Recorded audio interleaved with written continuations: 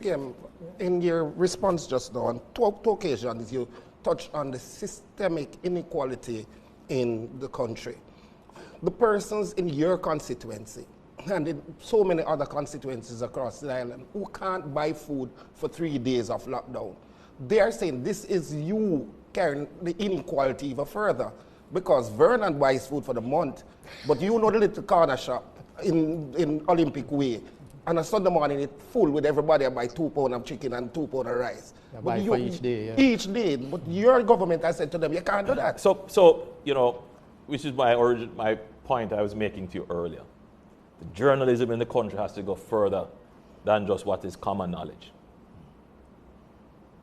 Obviously, it's common knowledge that if you lock down, you can't, you know, as I was giving the example of the farmer who has to come in from St. Mary, who sells in Coronation Market, that household that depends on that sale in Coronation on Saturday, that is gone.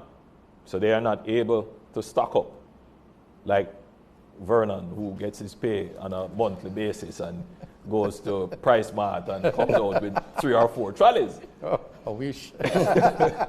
The point, obviously we know that. That's you're repeating what we already know. Yeah. What we don't know, how do we stop that from happening?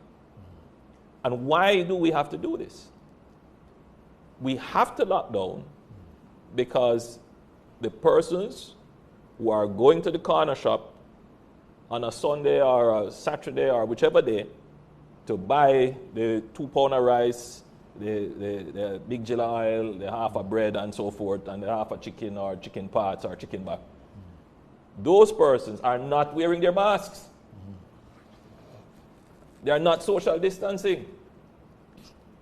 They may not get ill, but their grandmother or an older uncle would get ill. Yeah. And when they go to the hospital, there is no bed there for them or oxygen there for them. And then they go on social media and say, the government wicked, see what they are suffer. Yeah. Not making the connection. And I'm saying that the conversation that we're having is being very limited. And this is what I was saying earlier to you, that the management of the information in the pandemic is as much as of importance as how we manage the health and the economy.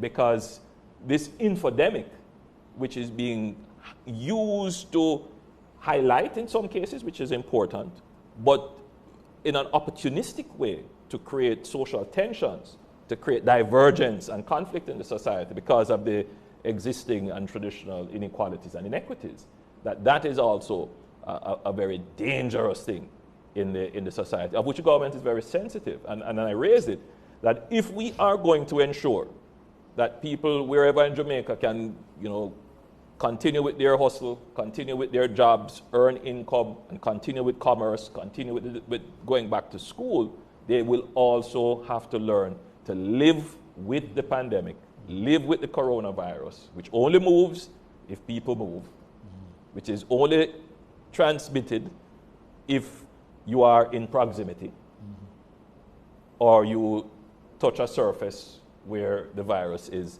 alive. So it's important that you keep sanitizing your hands. And to avoid the proximity issue, wear a mask. It's not rocket science. It is simple public health. And it's not the first that we have had to do this. In many years gone by, when we had cholera and other kinds of diseases, we have had to take similar public health stance. And we have been successful in that, in hand washing, not spitting on the streets and so forth. We have had to do that. And we can do it now. We have greater hope that the pandemic will end. How will the pandemic end?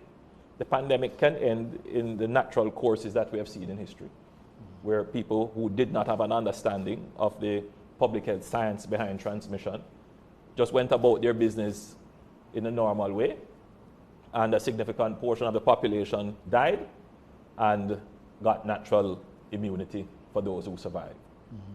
Or we can use our heads and take the knowledge that is there and comply with the measures until the storm passes.